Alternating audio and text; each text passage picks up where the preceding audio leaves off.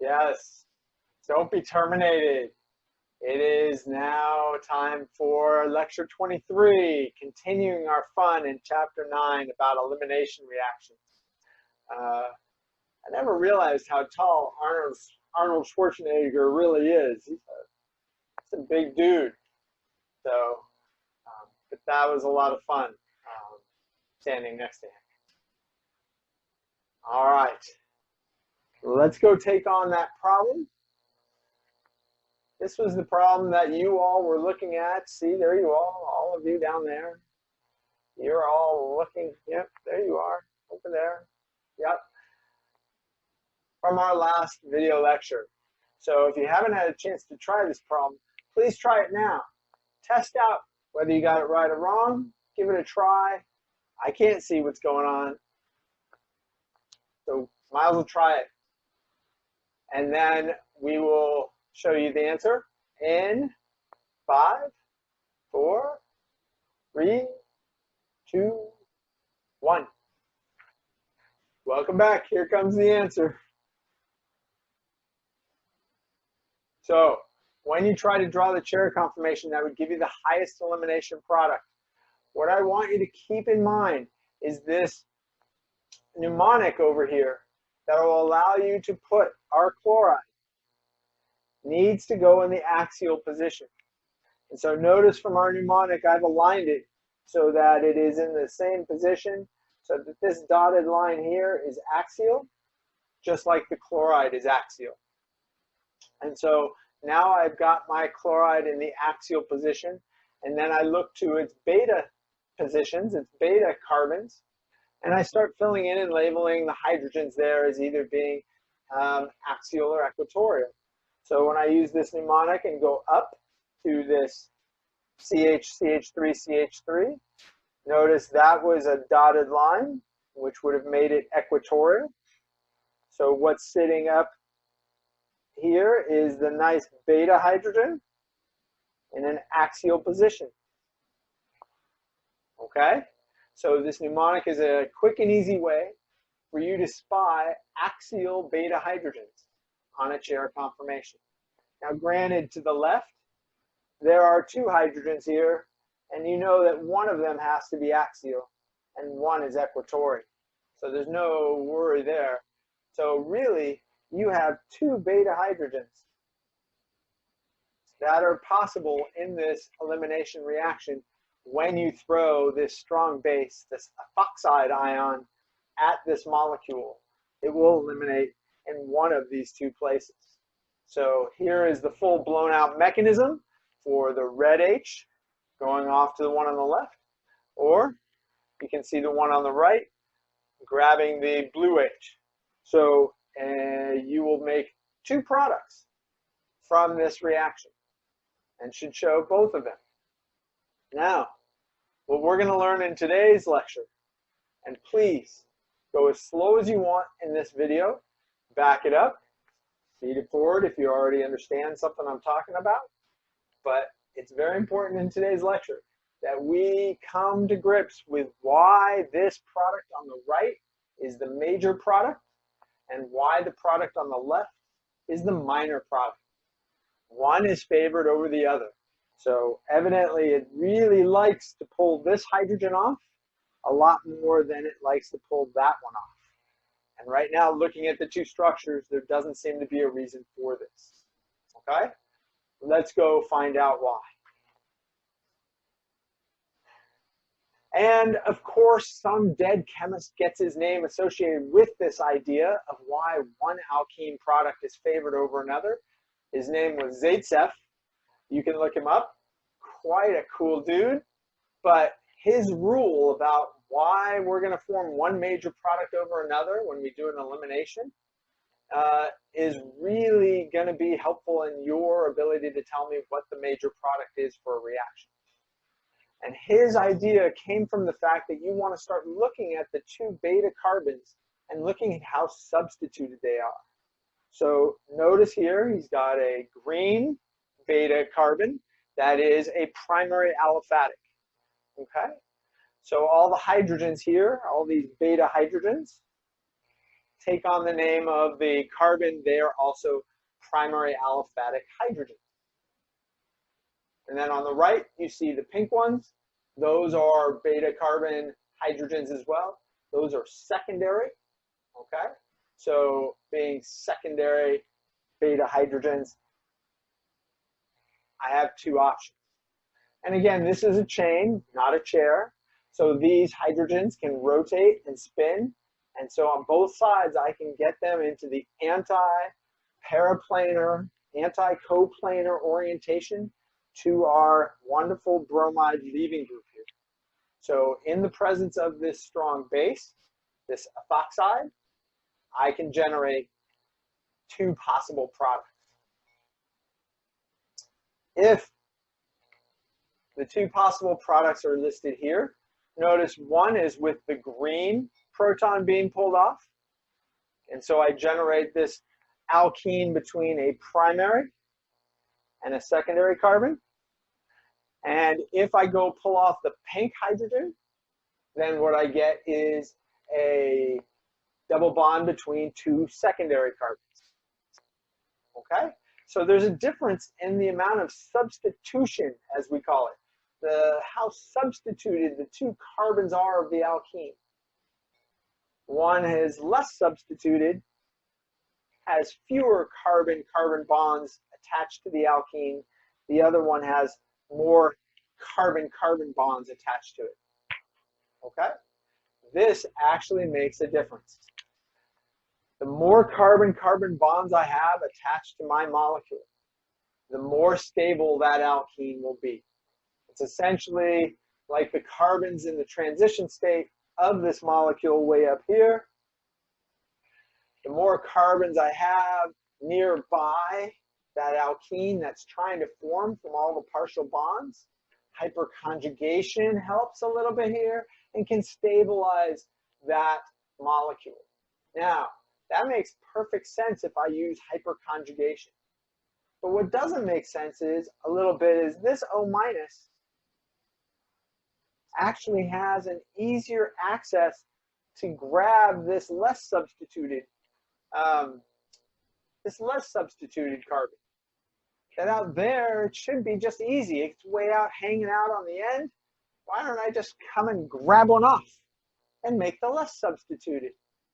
So I could argue why that one should be better. And in all honesty, both reactions do happen.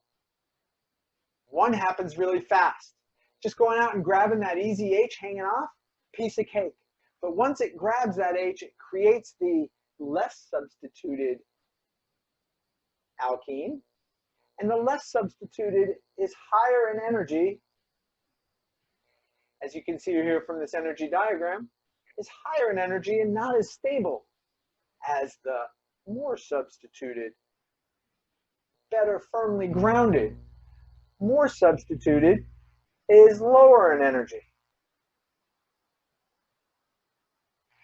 So, even though it's harder to get at that more substituted beta hydrogen, this is harder because it's crowded with being a secondary or tertiary carbon and it's got lots of bulk around it. When the base actually attacks that beta proton, it will form a more substituted alkene that is more stable, lower in energy. And notice once I form this, what's the chance of this climbing this huge hill? I missed the British video guy. It can't really climb back and do a reverse reaction. So as soon as I make this lower energy product, it's going to stay there. So even though this is equilibrium and it's going back and forth and I can make the higher energy product, this one's going to fly back over. And then the next time, if I do the more stable, lower energy product, it's going to form and stay. I hope that made sense. Please feel free to repeat this several times or come ask this in our class, because it's definitely a tricky thing. There's all sorts of buzzwords that you will hear about these two possible products. One that happens fast and quick and is easy but makes a less stable product, and the other one that happens slow and hard, takes a while, but makes the more substituted, more stable product. They get names. I'll never test you on this. The thermodynamic product versus kinetic, meaning speed-oriented product. Kinetic, the speed product, fast, quick, easy, but less stable, versus the thermodynamic product, which is thermo, energy-wise, lower in energy, but harder to make. Okay? So Zaitsev's rule follows the thermodynamic rule. I want to make the alkene that is the most stable alkene, that has the most substitution on each end of the alkene. So here, secondary is better than secondary primary. And that's what Zaitsev's rule is all about. I hope that helps.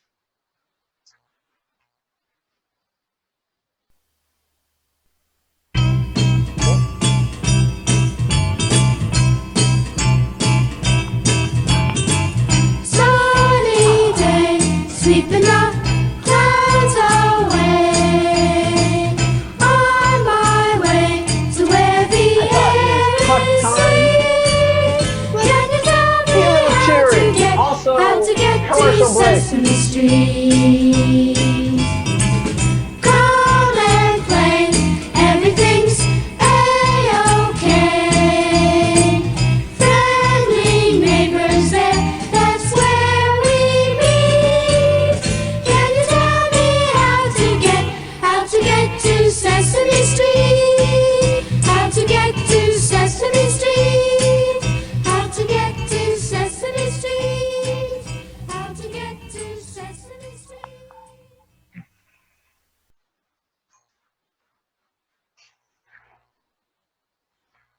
I thought it would be fun. So I didn't have a really good segue to this slide. So I thought I'd have a little commercial break where today's lecture has been brought to you by catalytic hydrogenation, chapter 11, section 12. Please go check that out if you haven't already done so. Because we've just spent a lot of time learning how to make alkenes. That's really important. Alkenes are everywhere in drug synthesis, trans fats. Gotta learn how to make alkenes. But what's also cool that I want to give you a sense and ability to do in the future is now we have a way to remove alkenes. Take them and turn them into alkanes. So if you want to ever remove an alkene, all you have to do is add hydrogen gas, very explosive, very dangerous, but in a catalytic hydrogenator, an instrument, in a machine that we use, we have it filled with platinum or palladium. These are rare earth metals. Very costly, those platinum chips, yes. But they're really cool in this synthesis. They help catalyze this synthesis and allow this H2 to totally destroy pi bonds. And not just any pi bonds. They will actually add and destroy pi bonds on alkynes, as you can see here. And they will also destroy pi bonds on nitriles. So they will turn and put H's on every single pi bond and get it back all the way down to just single bonds. All sigma bonds, no pi bonds. Fill it up with hydrogens, saturate it. That's what this cool reaction is for. The mechanism is really kind of fascinating, so I'll show it to you here, but in no way will I ever ask you to actually reproduce this mechanism for me. I just don't want it to be magic. It should never be magic in Orgo. So now let me show you the catalytic surface is here. This is, and I usually use some platinum catalyst. It's more expensive. It's fun to write on paper. I think of, ooh, platinum ring. Yeah, I got some platinum catalyst. And what it does is it grabs the hydrogen molecule, the H2, and it actually holds the H2 and breaks its bond, breaks the two H's apart, and holds each hydrogen atom separately. And then what we do is we run our alkene over the platinum that's got all this hydrogen atom stuck to it. And as you can see here, as the alkene flies and flows over this protonated, hydrogenated platinum, it picks off and chews up every pi bond that it can possibly get and adds hydrogens to each pi bond. Very cool. Okay, but I'm never going to hold you accountable for this mechanism, but I thought you might want to see. But I do want you to know how to get rid of alkenes. So if you ever see an alkane in a product, boring alkane, there's only one way to get there that we know of now, and that's to start with an alkene. And now we know how to make alkenes. We can make alkenes from all sorts of electrophilic carbons with any kind of leaving group of alcohols or alkyl halides. So you can now start taking functional group to functional group to functional group. And what you're doing is cool orgosynthesis. That's the goal of this course. So we're going to have some fun with that as we keep going. I hope you enjoyed this show. Let's get back to the real show and learn, how do we beat Zaitsev's rule? What if I don't want to make the more substituted alkene? What if I want to make that least substituted alkene and hold on to it? How do I do that? So I know that's a long name for a show, but that's the only one I could think of. Sorry. Okay. There are two main ways that Zaitsev's rule can be defeated, and you can make the least substituted alkene, because in our world of Orgoland, you want choice. Choice. Do you want to make the more substituted, or do you want to make the least substituted? That should be up to you. You should be able to do that if you want. So Zaitsev's rule is the more substituted, and in the fine print down here, there's a little word. I don't want to obsess about it. That's why it's so small. But oftentimes, to beat Zaitsev's, there was a chemist who learned how to do that, did it really well. His name was Hoffman. So we call these Hoffman eliminations when we make the least substitute. Okay? Cool.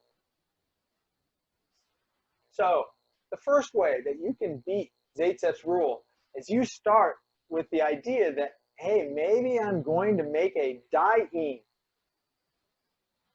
Conjugated diene. These are C double bond C single, C double bond C single, C double bond C single. These are incredibly stable. Why? Why? Is that what you said? Why? Oh, you know why. Actually, whenever you're not quite sure what the answer is, just say the word resonance or write the word resonance. Resonance is really responsible for like 90%. That and hexagons. Who knew?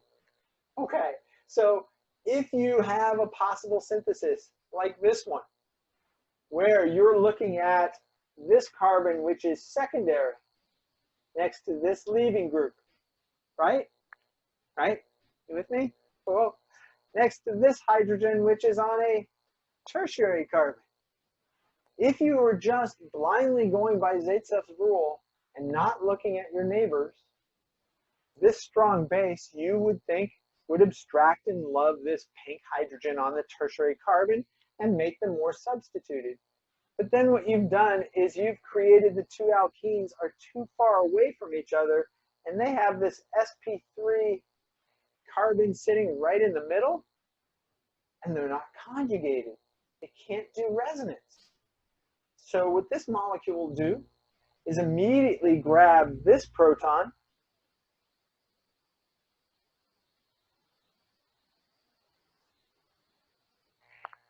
and produce the conjugated double, single, double. Isn't that cool? So it is making the less substituted double bond, but it's gaining stability by doing so by making a conjugated system. So please keep an eye out for those random double bonds that seem to be not part of the problem. Maybe they now sneak into the problem and allow you to make a double, single, double bond and conjugate them. Okay? All right. One more, and then we'll do a practice problem and the video is over. Okay? Cool. Here's the second way to beat Zaitsev's rule. Use a bulky base. And we've seen this bulky base before, and I've told you that bulky bases will always do E2. But now the problem is bulky bases always do Hofmann elimination. They will always create the less substituted product. They are so big, big bulky base, that when I look at these, I have the chance of pulling off this beta proton on a primary carbon, or I have the chance of pulling off this beta proton on this big, bulky tertiary carbon. And I'm already starting with huge bulk. So if I already have a bulky base, and I have a bulky tertiary carbon beta hydrogen, those two just can't get together, and it will immediately go for the less substituted beta proton. So that's why this one is the favorite alkene, and therefore is the Hofmann elimination. Okay? Side note here, all these bases that we've been throwing in, the solvent that I want you to write for every single strong base is always its conjugate acid. I always want you to use the alcohol to whatever strong base you are using as its solvent. You know why, right? It's such a strong base that this base has a tendency sometimes to come down here and deprotonate its solvent. But notice it's no big deal if it does it here. If it pulls that H off, what does it make? More of itself. So it just goes and makes more of its T-butoxide. And so it's really a great idea to use the same alcohol as your strong base, because then if they react, you just make more of that alkoxide.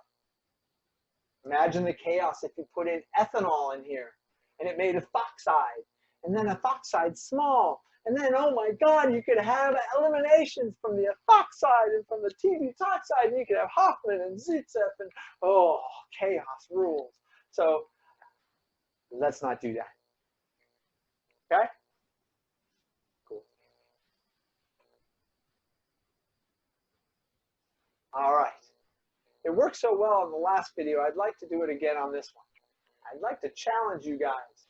See if you can figure out the answer to these three synthesis problems before our next lecture. And then at the beginning of our next lecture, I'll go over these with you. Okay? So try them and notice down here, the last one, the 1 and the 2 mean that you do start with step 1 and make a product, and then take that product and react it with the step 2 materials. And so show me what happens after reaction 2.